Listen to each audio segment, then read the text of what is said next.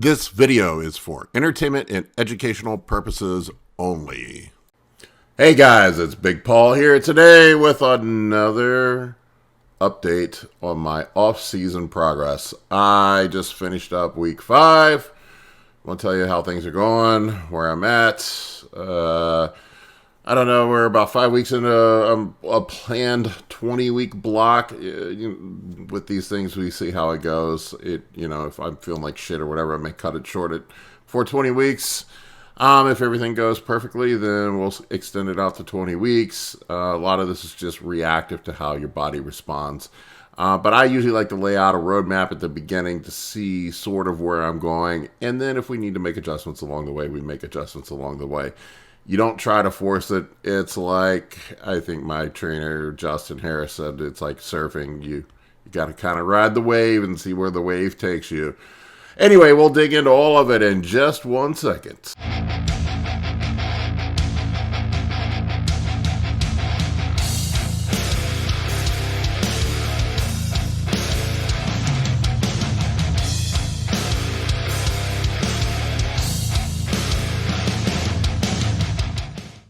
All right, vitals for this week. My fasted weight is up to 274. My weight keeps going up. I'm definitely getting paranoid about getting fat.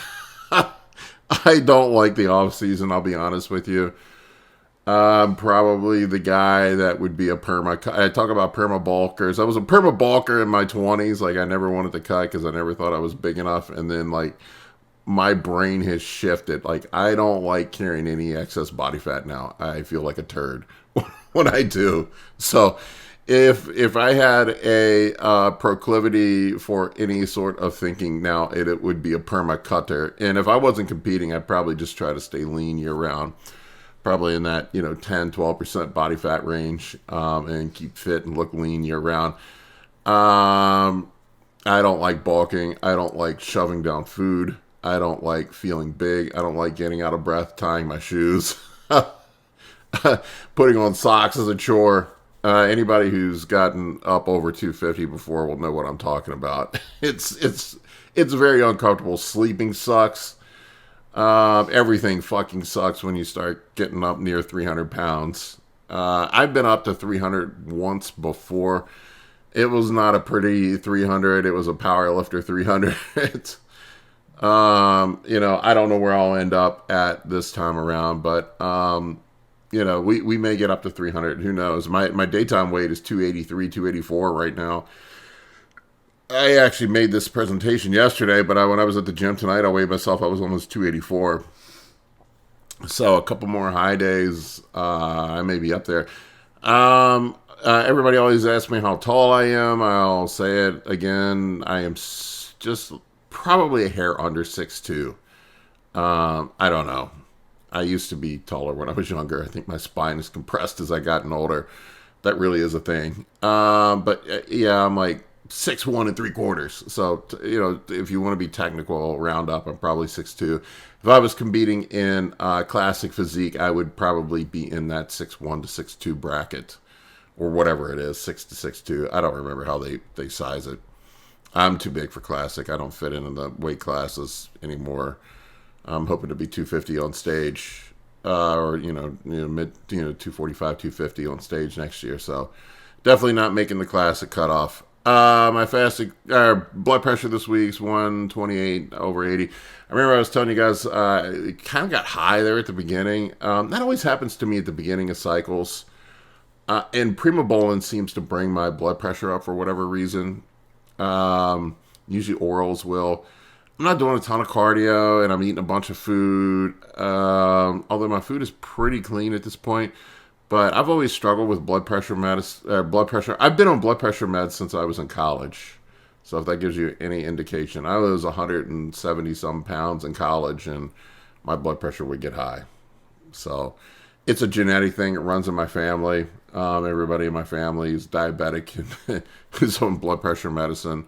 But for whatever reason, they all live to be, 90 years old. I don't know how that works, but who the fuck knows? Fasted glucose is in the high 90s. That's just sort of where I hang out. Health, I feel okay. I've been okay this week. Strength is really fucking good right now. I'll be honest with you, I'm strong as fuck on everything. A couple years ago, I guess a year and a half ago, I dropped using free weights. I stopped doing free weight squats, barbell bench presses, deadlifts, all that shit, and went to more machines and dumbbells because I don't know. I was just worried about risk of injury and like if the risk of injury was worth taking to do those sorts of exercises. And I went back to machines and dumbbells. Well, now I've like maxed out all the machines and dumbbells. I'm like doing 12 to 15 reps on fucking everything right now. You know, I can rep out the 150-pound dumbbells on presses and stuff. So I don't know what I'm going to do. I might have to go back to using some barbell movements or just throw more sets at it, I guess. I don't know. We'll see, but I don't know. I'm not really doing a ton of gear right now. I guess it's the strength is related to my weight going up. I don't know. I'm not one of these people that thinks there's a 1-to-1 correlation between between strength and muscle size. There are some people that have that philosophy that the stronger you are, the bigger you are. I don't necessarily buy into that all the time. And there is sort of a relation, but I see a lot of powerlifters that aren't that big that are really fucking strong. And I see some really big bodybuilders that aren't strong. So I don't know. It's not to say that you don't progress. I do try to progress my weights. I do try to progress my volume. People think because I do high volume training that I'm not still progressing. I do make every attempt to progress. If I can cleanly move up my weights, keep my form tight, and stay within the parameters of my rep scheme and set scheme, I will 100% be aggressive with advancing weights. I still do believe in progressive overload to a certain extent. I've been feeling a little bit fatigued over the last week or so. I did up my GH to 8 units. Maybe that's it. A lot of times when I've tried it before, when I get my GH up high, I'm just fucking tired all the time. GH definitely makes you tired. So I don't know. Maybe it's that. I don't know. It could be just I'm due for a deload. Usually I take a deload at 6 weeks. After 6 weeks in the way I break up my training, and I'm coming up on the 6 week mark, and I find that usually I'm pretty beat up at the end of 6 weeks of doing the high volume training. Progress pics right now. This is where I'm at. I'm pretty big right now. You can see I'm a big bloated fucker. I'm pretty bloated up. But you can still see separation in my legs and veins in my legs, and I can still see the outline of my abs. That is sort of my hard and fast rule. If I can't see the outline of my abs, I've gotten too fat. That's the time to pull back. You should be able to see the outline of your abs. I don't know, but right now, this is probably about as high as I'd like to let my body fat get. You can see here, I'm definitely carrying some fat on my lower back. I actually shaved my back for those of you that care. So you can see what's going on. I can still see some separation in my hamstrings. I don't know. I'm just a little mushy up front. I need to shave off the fucking hair so I can see what's going on there. But you can still, you can still see some abs. You can still see some separation in my shoulders and my legs. Everybody asks me what my body fat is. I have no fucking clue. I don't know. Don't care. I just focus on the pictures. I think people get overly consumed with body fat percentages, and nobody's asking you when you get on stage what your body fat percentage is. Only other bros ask you what your body fat percentage is. The judges don't care. And nobody's asking you how much you bench. Nobody's asking you how much you deadlift. Nobody's asking what your body fat percentage is when you get on stage. They judge you on how your physique looks. So if you want to be a competitor, you need to focus on what your physique looks like. That makes sense, right? Off-season diet, nothing's changed since the last week. You kind of get in this point where you just get in a groove with your diet where you just keep rolling with it. I see that with my clients. It takes a while to sort of figure out where the metabolism is, and it's dynamic. It changes from time to time. This is why like people that want me to write them one-off diets, I just tell them like I can, but I don't know how much it's going to help you because your metabolism is always in flux. Your energy demand is always in flux, and nothing is static when it comes to this. You have, at least the good coaches that I've seen in the past, they watch how your body is responding. They evaluate the pictures and see what your physique looks like, and they make adjustments based on that from week to week. Sometimes you don't need to make adjustments. Sometimes you do. So pre-canned formulas and pre-canned diets, in my experience, are suboptimal. I'm not saying they aren't helpful. It's better than having nothing. But if you really want to dial things in, you almost need to make week by week assessments and adjustments to your diet. Hell, I have a friend of mine that's working with Chris Cicito for a contest prep, and from what I understand, Chris is like changing things almost daily. That's how detailed he gets with stuff. So, I'm not saying that that's necessary for 99% of you, but that's sort of what it takes to be at that top level. I'm not going to go into the macros. I did that last week. I'm eating somewhere around 1,000 grams of carbs on high days. Go back here. 360 on low days and 600 on medium days. My protein is roughly, it stays between 300 and 350 grams of protein. Somewhere like in that 1 to 1.25 grams of protein per pound of body weight, depending on the day. On high carb days, we eat less protein because carbs tend to be protein sparing, and it also makes it easier to get down all those carbs when you cut the protein back. Anytime I eat a shit ton of protein, my appetite goes to crap. I actually have better appetite on my high carb days, which are higher calorie days, than I do on my medium days, which are higher protein, higher fat than what the high days are. So I have more appetite on the high days. It seems counterintuitive, but I believe it's from the lower protein. That protein is very satiating. Current PEDs, nothing's changed since last week. 500 test, 300 EQ, 400 Primo, 8 units of generic GH. This is 2 weeks on the 8 units of generic GH. I have tried to push up to 8 or even 10 units before, and I can never do it for a sustained period of time because I end up with numb hands and my glucose levels go through the roof. So 2 weeks into the 8 units, I said last week that everything was going fine. I'm starting to have some numbness in my hands. Mostly at night. I can tolerate it if it's at night. I may split my GH up into 3 daily doses. I typically try to do 2 doses, but half the fucking time I forget to take it in the morning and end up taking the whole 8 at night. I know that's suboptimal. So that may help if I break it up, but my hands are going numb. And I'm just using cheap blue top generic Chinese GH. So for those of you that say that shit's fake, I can promise you it is not. I have had my blood work done on it, and my IGF-1 levels go through the roof with the generic blue top GH. And I'll say this, and I say it again every week, that it's with GH, it's either real or it's not. There's no shittier or shitty GH. It's either real or it's not. It's either 191 amino acids or it's not. So it's an either or. It's binary. Now, you can argue the strength of it. Some of it might be stronger. The pharmaceutical grade may be dosed more accurately, but it's either GH or it's not. I need to adjust this on the sheet, but I'm actually taking 1,500 milligrams of metformin per day, 1,500 milligrams of berberine. I've had multiple people ask me why metformin and berberine. They work through different pathways to lower insulin resistance, to keep insulin resistance in check. 80 milligrams of telmisartan. I ran out of the X-Forge. I was using that. I need to get some more.